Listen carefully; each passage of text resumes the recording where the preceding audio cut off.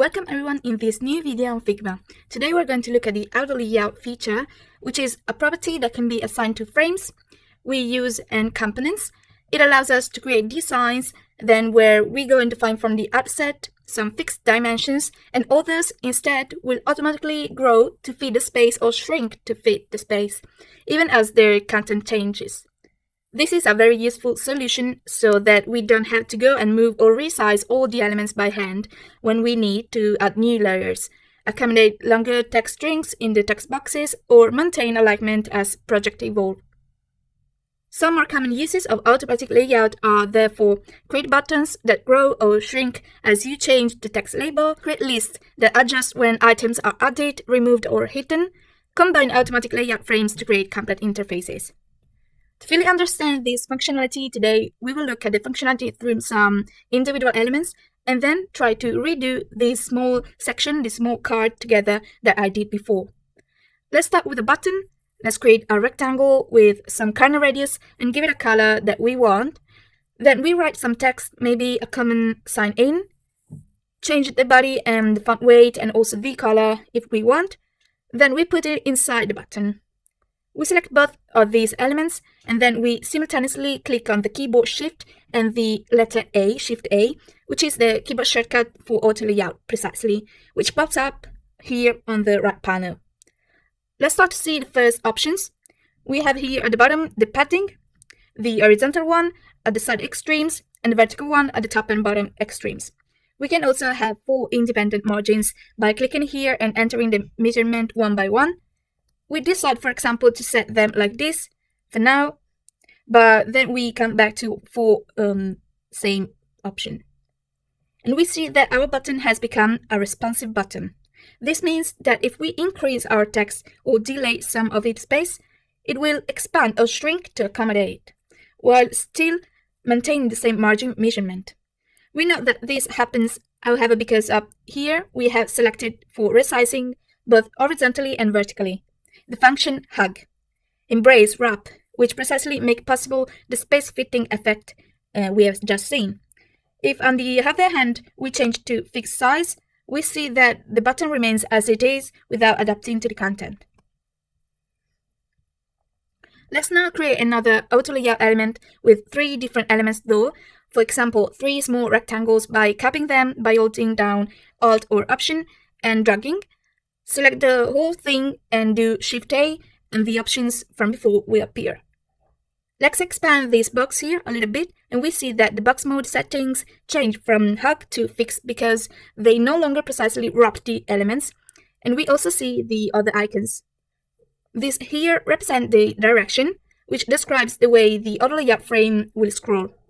Vertical adds, removes, and rearranges objects along the y-axis, for example, objects within a list, while the horizontal one, on the other hand, adds, removes, and reorder objects along the x-axis, for example, a row of buttons or icons in a navigation menu. Finally, this one here indicates the carriage return arrangement, by which objects scroll horizontally and drop to the next line when there is no space anymore. You see, even if I reduce the size of the frame, the elements drop.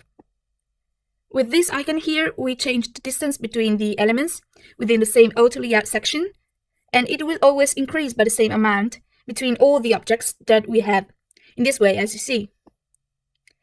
Then we also have in the drop-down menu the out option that exactly divides the space of the outbox. Even if we have margins and we want to change them, this function will always readjust the space for us. We also find out though that with the auto layout feature on, you can add additional items in the same selection. Just make sure, as always, that they fall within the list on the left, which is indicated by this icon here, which varies depending on whether our items have vertical, horizontal, or carriage return layout. And you see that it's the same icon we find here. This square is the alignment square. Unlike objects in a normal frame, you cannot control the alignment of objects individually. Therefore, you set the alignment of objects on the dedicated automatic layout frame with 9 options for each direction, represented by these 9 dots. Top left, top center, top right, left. If the space between elements is set to auto, however, we have only 3 options for each direction. For vertical auto layout, we have left, center, right. For horizontal, we have top, center, bottom. So you see how they are going to arrange themselves within the available space, precisely because the automatic spacing between them makes them occupy the space at all. Now let's move on to see the case where multiple layers have negative spacing and create an overlap. So we make 3 circles, for example, and assign them 3 different colors to distinguish them better. Then we select them and do Shift A, and at this point we decrease the spacing between them from here until it becomes negative. We'll see that the last object, the rightmost or bottommost objects in the stack, will be the one furthest forward, and thus that it will be seen in full by default. We can of course change the visual order or the stack of elements on the canvas. So with the auto layout page selected, we click on the right sidebar on these 3 dots that correspond to the advanced layout setting. Under canvas tracking, we select first on top, and then the first layer on the stack would be on top, or last on top, and the last layer would be on top. Now let's look at the other 2 options in the advanced settings. The first is strokes, which can be excluded or included. For example, let's create our first button with slightly thicker inner border. By default, strokes are not taken into account when calculating the size of objects, and therefore they do not affect the frame or other surrounding elements. But this may not be ideal during handover between developers, as it does not accurately represent the way CSS formatting languages render borders. So to choose whatever outlines will take up space in the automatic layout box, you can go into the advanced layout setting and use the drop-down menu next to stroke to select it included or excluded from the layout. You can see that it changes something because the margins previously did not consider the space occupied by the outline, by the strokes, and instead if we include it in the automatic layout, they will. Finally, the third option is text baseline alignment. In cases of text layers of different size or text with an object such as a button with an icon, it may be necessary to align the baselines. For example, always in this button we insert an icon with a plugin. One of the ones that I use is this one, here icon 8, which is actually invaluable because it also contains illustrations and photos, and for icons we can choose lots of different styles. We can search from here above for the subject we want. For example, we can write card, but you see that anyway here there are so many others. If we change the color from here, also we have all the same icons but with the exact shade that we want, and also from here we can change the size as well. Let's quickly insert this icon here and see that it's aligned with the text with respect to its center point, whereas if we wanted its bottom end to be aligned with the text precisely, we would have to use this option here once we select the layers that we want to align, and you see that we get what we wanted. Let's remember, as it is explicitly started by the developers, to mention icon 8 somewhere in our projects in one of these ways proposed here. Now, if we want to create, for example, a circle in the outer layout frame that we did earlier with the word and we wanted to stay in the frame in the selection rectangle but not follow the flow, the automatic repositioning of the auto layout, and instead have its own absolute position, ignoring each other with the other elements, even if they resize and move, we have to activate the feature that we select from here, and it's called absolute position. These objects with absolute position are treated as objects in a regular frame, and this means that constraints can be applied to determine the response of the object to the resizing of its auto layout container. Other auto layout settings, such as resizing and advanced layout options, however, are not available. We conclude this roundup of options for auto layout by saying that, as we have seen, a frame can have either fixed or hug as its height or width options, which will interchange if we double-click on its edges, as you see, and also these have different properties from regular frames, because you cannot add layout grids, apply constraints to any object within an automatic layout frame unless the object is enabled to absolute position, as we said, and you can use smart selection on all objects within the frame. Finally, however, elements in auto layout frame, in addition to hug and fixed, can also be set to field container. If we create a new rectangle with a short text and with Shift A we create the auto layout, and for the text we set this option, we see that the text box will extend to the width and or height of the frame, which by default will no longer encompass content with hug and instead become fixed. So let's try to create this card, a term that actually could have many facets in this area. We create a somewhat general one for a web developer, which we will do divided into 3 parts. First, we create a title, precisely with the font, body, and weight that we want. In the lower right-hand corner, on the other hand, we want a quick access and effect button that says "Hire me," and maybe will lead to a screen then with all the designer contacts information. So let's write in a fixed size box "Hire me," and then let's look for a contact icon. For example, I'm going to choose this one, and I'm going to put it wide though, and also the text. At this point, if we wanted to, as we saw earlier, align the bottom end of the text and the icon, we're going to have to make sure that for both of them there's no excess empty space, and then also crop by holding down Ctrl while we arrange the space that we need. And at this point, we select the 2 elements and click Shift A to create an auto layout. And with the auto layout selected, we go to the advanced layout setting and click the check mark here.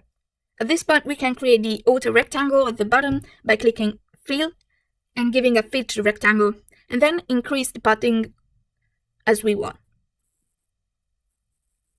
We can also decide that we don't really want this effect, it depends on the case, and instead align the lines of the middle of the text and the icon before creating the automatic layout. At this point, we can create the other rectangle of the button just by making a rectangle and then Shift A with all 3 elements already selected, and managing the spaces here as well. We change the horizontal resize of the title to Fill, and then create the automatic layout. First, we add a fill to the top from fill below. What we'll do then to give margins, this time we act directly from the working window.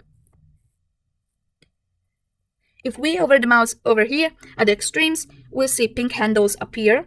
We click and drag the pink handles to increase or decrease the padding, or click the handles to open an input box and enter a specific number. Now we add an X from the icon plugin to close the tab, for example in the upper right corner, but it must be independent of the rest of the automatic ticket layout flow. This is where absolute position comes in.